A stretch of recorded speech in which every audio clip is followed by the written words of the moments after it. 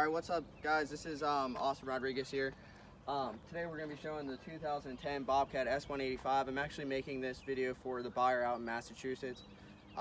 His first name's Mario. So basically we're going to go around. So the unit has good tread on it.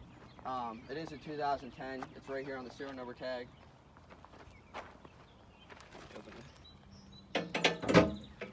You can see the engine's clean on it. We haven't power washed this unit. We literally just got it in.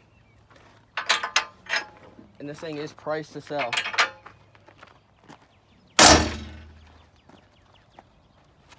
Almost brand new auxiliary hydraulics running down here.